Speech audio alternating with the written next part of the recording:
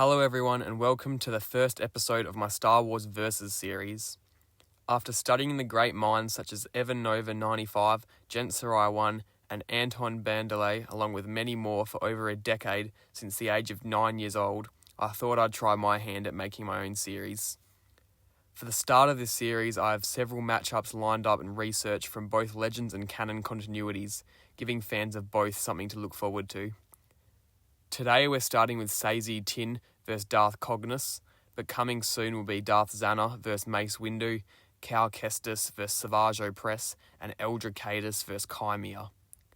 For anyone who is unfamiliar with the Versus series, I'll be comparing the two characters' attributes and abilities to determine who will win in a fair conflict on neutral grounds through a detailed and realistic fight scene.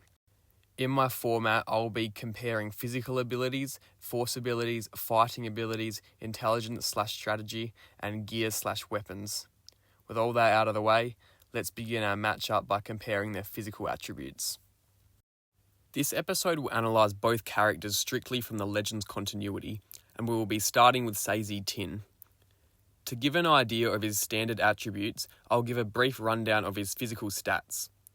Tiin was an Iktochi male born on his species' homeworld, the moon Iktoch. He had a strong build, standing at 6'4" and possessing the tough, leathery skin common to his people. Based on information from the lore, Saesee is estimated to be in his 60s, not an overly advanced age for his species, but still likely past the peak of his physical prime. Tiin's most notable advantage lies in his strength, shown on several occasions. During a skirmish with a group of thugs, the Jedi Master was shown to kick an assailant in the face before outright shattering the rope or cable he was wrapped in. On separate occasions, he has destroyed a B-1 battle droid with an elbow, flipped a man into the air and through a table, and carried someone under his left arm while deflecting blaster bolts with his right. Moving on to his durability, Tiin also has a few impressive displays under his belt. Before the previously mentioned skirmish with thugs, Saesee was dragged behind a speeder through snow and went on to fight unharmed, and later braced his body around a pole with the rope to stop the accelerating speeder in its tracks. The Jedi also endured a horn shattering, and while the Iktochi's horns regrow, it is still known to be very painful. On to speed and agility, Tiin has been shown many times moving his blade in a blur to deflect blaster fire from half a dozen shooters. Similarly, he was also able to form a portion of a large lightsaber shield alongside Masters Qui-Gon Jinn and Ki-Adi-Mundi and Padawan Obi-Wan Kenobi. Saesee's lightsaber offense is also quick, cutting through 3 blasters before the wielders can fire, and cutting through 2 security droids before they can react. While on a mission with Mace Windu, he was able to dodge blaster fire and a flamethrower from a B-3 battle droid. Overall, Tiin was capable of impressive feats of speed and agility, but preferred to stay grounded during battle, only using acrobatics for covering distances or obstacles. Like her opponent, Darth Cognus, also known as the Huntress, was an Iktochi force sensitive, hence the interest in this battle due to the lack of Iktochi characters in the franchise. Where Saesee Tiin was strong and heavy hitting, Cognus was more agile and quick. Her speed became apparent in her fight with Darth Bane, who admitted that she was faster than he expected. The Huntress forced Bane to evade her first strike, then in return evaded his counter thrust and later his force lightning attack. She showed her talent for contortion in his battle too, twisting her body to land on her feet after being force pushed off a balcony. Additionally, she was also able to sneak up on the Princess Sarah without even meaning to, and was able to easily sidestep the Dark Jedi Set Hearth's Figure 8 movement. And like Master Tiin, Cognus showed her level of pain tolerance by enduring a severed horn to the blade of Hearth. Saesee Tiin holds a clear advantage in terms of strength and durability. While Cognus hasn't been given the opportunity for similar feats as Saesee, I see it as unlikely she could match or surpass them. On the other hand, Cognus does have an advantage in speed and agility, yet Saesee Tiin is also fast, being a Jedi Master, and will be awarded the edge when taking into account his other attributes. Now we will be discussing force abilities. Like most Jedi, Saesee Tiin makes frequent use of force augmentation to enhance his body's capabilities, most frequently his physical strength and jump height. But one of his most powerful aspects in the force is found in his telekinetic powers, once hurling a B-2 battle droid 4 kilometers away with a force push. Along with Windu, Saesee was also able to force push another B2 5 kilometers back into a Hellfire droid. He then lifted the large head of the Hellfire droid and crushed a B3 battle droid with it.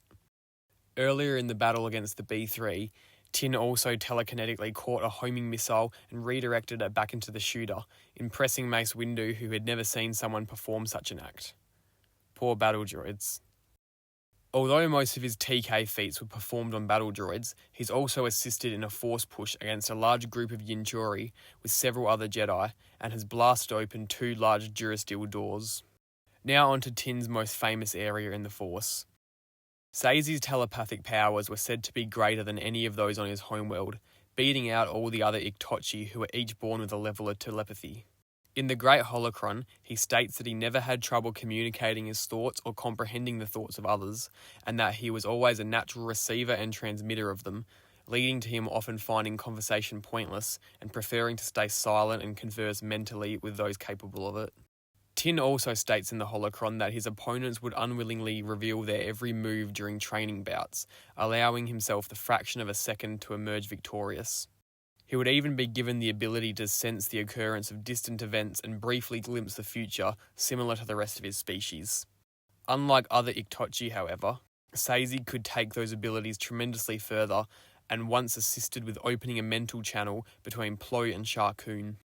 The Master Jedi can use his telepathic gifts to project his own thoughts, isolate brainwaves, intercept thoughts, communicate across space, discern lies, and probe memories of even several people at a time. This links into his piloting abilities, allowing him to astrogate a starship through light speed without a nav computer. And due to his expertise in piloting and starships, he was chosen to analyse Darth Maul's personal ship, the Scimitar, which tempted him with fantastic journeys. Tiin resisted these temptations though, being known to take a no-tolerance approach to anyone who succumbed to the dark side, viewing it as weak and selfish, showing no sympathy. Saesee was additionally credited with the battle mind ability, similar to many other Jedi. Moving on from his telepathic powers, Tiin was also credited with Tutor Minus. However, the extent of his ability is unknown, more likely to be capped at dissipation and absorption of blaster bolts and certain energies, perhaps being assisted by his leathery skin. Before we examine Darth Cognus's Force abilities, I'd like to say that all her achievements were done without training, which is nearly unheard of and extremely impressive. For good reason, Darth Bane realised her immense potential. Cognus would often make use of Force augmentation for greater speed, which was the core of her fighting style. She also possessed the rare ability of Force dampening, allowing her to weaken her target's connection to the Force. However, the more powerful her opponent was on the Force, the less power she could drain. This was evident in many of her fights, dampening Set Hearth's powerful push to only a hard shove that made him double over in pain, and causing him to draw a comparison between sensing her current location to seeing through mud. Another example was also causing Jedi Knight Med Tandar to feel a severe pain in his head after a basic Force pull. Yet when she faced Bane, he was only affected slightly, at most being robbed of a graceful landing off his balcony. As an Iktochi, Cognus shared similar telepathic gifts to Saesee Tiin. The Huntress was able to use her farsight as her main weapon in her hunting profession, being able to view glimpses from another person's life, tracking them down no matter where they are in the galaxy, even able to use this ability against someone as powerful as Darth Bane. Cognus also has a level of control over her visions and the ability to manage and direct them to her advantage. Tying into her powers of farsight, she is subjected to visions of the history from places she visits. This is known as psychometry, and the Huntress used it to learn the history of Ambria in hours and to see all the previous events that took place at the healer Khalib's hut.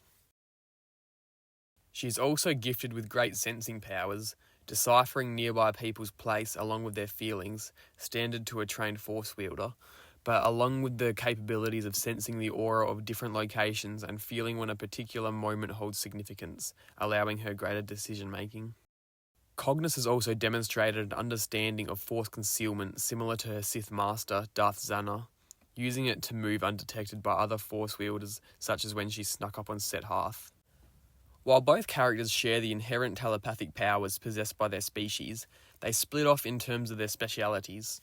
Saesee Tiin has the greater control of the Force, being a trained Jedi Master, yet Darth Cognus demonstrates abilities he does not. This includes her force concealment and dampening effects. Yet Tiin also has powers beyond her control yet, showing very impressive displays of telekinesis and whatever form of tutor menace he has learnt. It is difficult to compare fairly, as they specialise in totally different aspects of the Force, but I will judge the verdict of this category by who would prevail in an all-out Force battle. In this case, Saesee Tiin would be a clear favourite to win even whilst under Cognus's dampening effects, as he wields the Force as a weapon in of itself, while she solely uses it to enhance her martial abilities. Saesee Tiin fought with a grounded lightsaber style, using strong one- and two-handed sweeping movements, cleaves and thrusts, throwing in physical strikes and rock-solid blocks. I would deduce that Tiin is likely a practitioner of Gem So, but also makes use of Shien due to his great skill in blaster redirection back to the shooter, and perhaps a special interest in Shi Cho given his disarming slashes, crowd fighting abilities, and more simplistic sweeping attacks. Overall, he fights with a hybrid style of both variants of Form 5 alongside Shi Cho. Saesee was known to chain in hand-to-hand strikes, such as an elbow or kick to the chin. The Jedi Master was also considered the greatest pilot in the entire Order before Anakin's rise to fame, and he was additionally credited with skill in blaster pistols and simple weapons.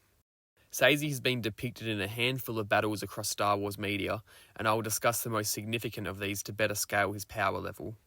Tiin was selected to be amongst the Jedi sent to assist in stopping the Yinchuri uprising, once holding off dozens of Yinchuri warriors alongside Jedi Masters Mace Windu, Qui-Gon Jinn, and Padawan Obi-Wan Kenobi in time for a rescue team to reach them.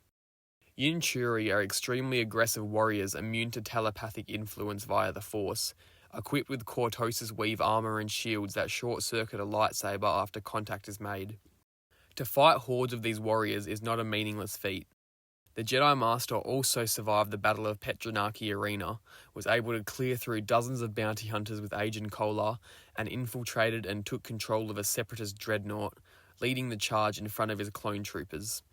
In terms of lightsaber duels, he's depicted sparring evenly with Mace Windu for a time, yet has come up short in other occasions. In another sparring bout, Tiin was unable to land a strike on Yoda, even with the help of High Council members Plo Koon and Depa Billaba, and in his final duel was one-shotted by Darth Sidious in the film, novel and comic adaptations alike. Darth Cognus fights with her twin vibroblades and twin blasters, usually wearing a cloak that conceals these weapons. She relies on speed as her main attribute, blindsiding opponents with precise blaster bolts or her vibroblade attacks, and using evasions and contortions of her body as her main defense. Cognus has displayed her talent in acrobatics through a back handspring and her martial knowledge in the form of kicks. And when she faces off against an opposing force wielder, she relies on her dampening powers to weaken them. The Huntress is known for her reputation of never failing a mission, even against the Dark Lord of the Sith, Darth Bane, who she managed to ambush with a small task force and briefly engage him in a fight, kicking him over a balcony and slicing him with her Senflax-coated blade to render him unconscious. However, it must be noted that Bane was ambushed and completely unprepared for this battle, having to carve through dozens of soldiers before facing Cognus, who was aware she could not fight him head-to-head. While on the planet Done, she ambushed and killed a large number of miners with her twin blasters in a span of a few seconds, shooting them all in the head, chest, or square in the back. She would then make quick work of Med Tandar, overloading one of her blasters in anticipation for him to force pull it, causing it to explode at his feet. Cognus later fought a longer battle against Set Hearth, who was terrified and resorted to retreating and hiding for the duration of the battle, only landing a near-miss swing that took her horn instead of her head. Once again, these two characters possess a vastly different skill set in the chosen category. Darth Cognus's weapons are no match for a lightsaber, meaning she must be careful. In her favour, however, is the fact that Saesee Tiin uses wide sweeps and cleaves that would be possible to evade and dodge, especially when his connection to the Force is dampened. The question comes down to how long she can avoid his blade, and what ways is it possible for her to get past it. When you analyse Tiin's fighting style, he is essentially a watered-down light-side version of Darth Bane, fighting with a base style of Gem So, using heavy-handed cleaves and thrusts, and throwing in the occasional physical strike. Yet Saesee Tiin is obviously not on the calibre of Darth Bane, nor is he close. Therefore, I cannot make an argument for him defeating Cognus on the basis of her being outmatched by Bane. The fun of this matchup comes in the challenge of deducing her capabilities against a Jedi who is in the middle of ground of her previous opponents. Far more powerful than Med Tanda, far less powerful than Darth Bane, perhaps comparable to Set Hearth, yet sharing none of his cowardice, which allows this to be a proper fight. The two characters share wildly different skill sets, and I cannot clearly determine whose style would prevail over the other to gain the martial edge. I call it even. Saesee Tiin was appointed to the High Jedi Council, a prestigious position only 12 of the wisest masters in the Order could achieve at a time. Tiin was noted for his wisdom and also served as a Jedi General throughout the Clone Wars. The skirmish with the thugs was his greatest feat of intellect, using the rope that bound him to break an assailant's neck via the speeder before using the same rope to stop the driver. However, in the Revenge of the Sith novelisation, Saesee was tricked by Darth Sidious into lowering his guard by being asked to use telepathy to sense his true intentions, showing a limit to his intellect. Darth Cognus was considered smart by Darth Bane, a very intelligent man in his own right. She was skilled in slicing, allowing her to deactivate Bane's traps and access the library annex at his estate, and would scout out the mansion and successfully instruct the soldiers in how to defeat him using different weapons and formations. Cognus also trained herself to find and exploit weaknesses in any opponent she faced, displaying this when she predicted Med Tanda would use the Force to disarm her of her blasters and purposely set them to overload. When he did disarm her, he was killed by the detonation of the blasters. She also possessed great tracking knowledge to make sense of her visions by piecing images from dreams together to locate anyone in the galaxy. Intelligence was shown to be one of Cognus's greatest strengths. Meanwhile, Saesee has no notable feats in this field to his name aside for using creativity in a brawl. However, he did display an anti-feat in the form of being tricked by Sidious, something I can't see Cognus falling for. If Cognus had time to prepare for this fight, she would most certainly win. Yet even without this advantage, her intellect would award her small victories in the battle, if not winning it outright. Master Tiin wore the standard robes of the Jedi Order and wielded a standard green or blue-bladed lightsaber depending on the media he is depicted in. During the Battle of Coruscant, Saesee did wear a custom set of armour, but this was not his standard equipment and he will not be wearing it in the verdict. The Huntress wore a black cloak that was able to conceal her 2 long and thin vibroblades and 2 blasters. She also was given Darth Bane's lightsaber at the end of Dynasty of Evil, but she won't rely on the weapon unless it is her last option. Cognus obviously possesses the greater range of weapons and gear with her vibroblades, blasters and cloak to conceal her intentions, yet Saesee is just as dangerous with his singular weapon. Cognus also has access to a lightsaber, but doesn't have the ability to wield it effectively at this point in the timeline. Yet this point is decided by the weapons and gear itself, not over whose are more effective. Cognus gains the edge in this category. Now, on to the final verdict. The grounds chosen for this battle will be the surface forest of Starkiller Base at night time. This was chosen to give both combatants a fair chance and to not favour one or another. The darkness and trees give Cognus room to sneak around and use her stealth, however, in Tiin's favour will be the amount of loose objects to manipulate with telekinesis and the amount of room to swing his lightsaber effectively in his chosen form. Saesee Tiin will be taken from Revenge of the Sith, while Cognus is taken from the end of Dynasty of Evil. But please know that Cognus is far before her prime at this stage, yet we have no media that shows her at the peak of her power, so I have to analyse her strictly from this appearance. Both Iktochi approach each other from the distance in the dark snowy forest. Master Tiin senses her location first and attempts to read her mind, but cannot do so effectively as she senses him and moves stealthily with force concealment.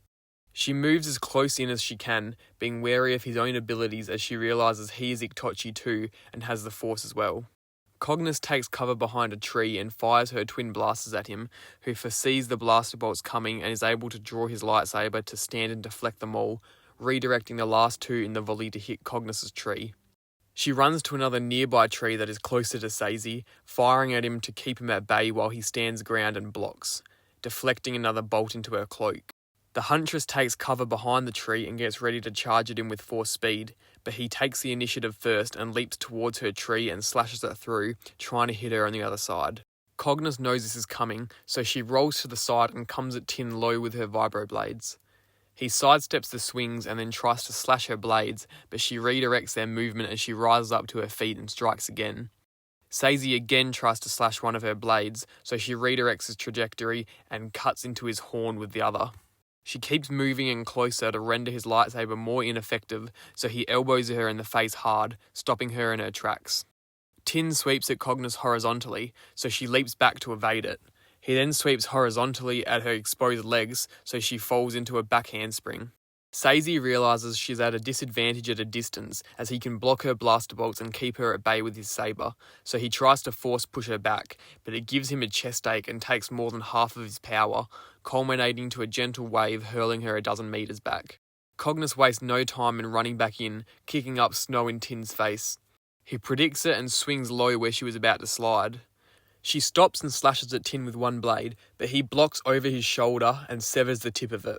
They fight back and forth for a while, with Cognus slashing and evading, while Saesee keeps his distance and tries to destroy her blades. She notices that his blocks are stiff and rigid, and forms a plan to sacrifice one blade to hit him with the other. It works as she strikes low with her damaged blade, allowing him to cut the blade at the handle. At the same time, she stabs into his chest with her other weapon. Tiin moves with the thrust so that it can't go in, and ragdolls Cognus away with his left arm. He then closes the distance with a strong two-handed lunge to spear her, but she spins out of the way. He follows up with an overhead slash that she also dodges. Cognus then tries a few more unsuccessful slashes and gets her last blade destroyed, but ends up catching him off guard with a front kick to the chin and jumping in. Tiin responds with his own front kick to her chest, knocking her back away. She realises that she can't win in a head-to-head fight now, so she pulls out her blasters again and retreats, letting off a few shots before jumping over a fallen tree. Saesee uses the force to pull one of her blasters to his hand as she jumps, and they both exchange fire at each other, Cognus taking cover behind the toppled tree while he moves forward using his lightsaber deflection as cover. As he gets close, Cognus sets her blaster to overload and obviously holds it pointed at Tiin, trying to use the trick that killed Med Tandar. Like she anticipated, Tiin pulls the last blaster out of her grip, but he foresees it exploding and quickly drops the blaster that's already in his hand and uses 2 to minimise most of the flames, with his tough skin saving him from any serious damage from the leftovers. Cognus disappears into the night to hide again, and when Tiin tries to sense her location again, it is like seeing through mud. He walks through the forest with his lightsaber still on and ready, and eventually senses danger behind him and turns to see her picking up her last blaster and pointing it at the sky. She fires and knocks a tree branch down on top of Saesee, who catches it above his head with the force. Meanwhile, she takes a chance to run towards him while firing. He manages to deflect the blaster bolts and hurl the branch at her while she runs, but she front flips over it and continues her stride, igniting Bane's lightsaber when she gets close enough. The Huntress strikes low horizontally, then high horizontally twice, and then overhead, which Tiin catches in a bind and powers the saber out of her grip. Cognus spins with the momentum, however, and kicks him in the head again. Saesee tanks a blaster to the shoulder while he is left vulnerable, but starts coming at Cognus with a lightsaber assault. She has to give all her effort into running back and dodging his barrage, not being able to fire her blaster. Her cloak gets shredded and she is tagged on the hip and eventually pinned to a tree. Tiin chops down, but Cognus dodges and he slices the tree all the way through. As she retreats, he uses the force to grasp the whole tree, ready to throw it at her, but she sees this and fires a blaster bolt at his hand, causing the tree to drop down on him as he removes his hand. Cognus runs in and leaps off the tree, trying to get close enough to fire on him point blank. Saesee stabilises himself and raises his lightsaber to deflect the bolts straight back into her chest. She falls forward into the snow and is impaled through the back as she tries to stand.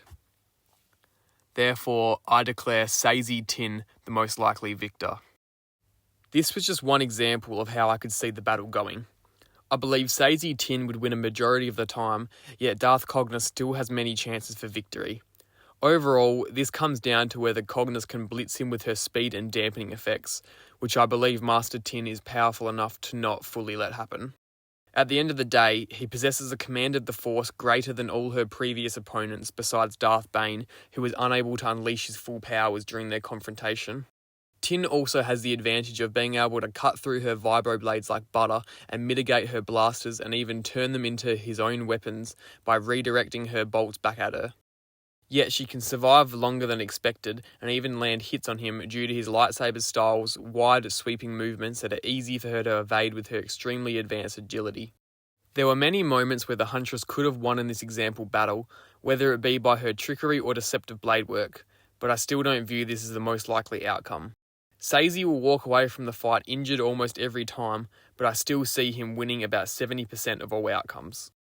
However, like I explained before the verdict, a prime version of Cognus post-Dynasty of Evil after her defeat of her master would obliterate Tiin.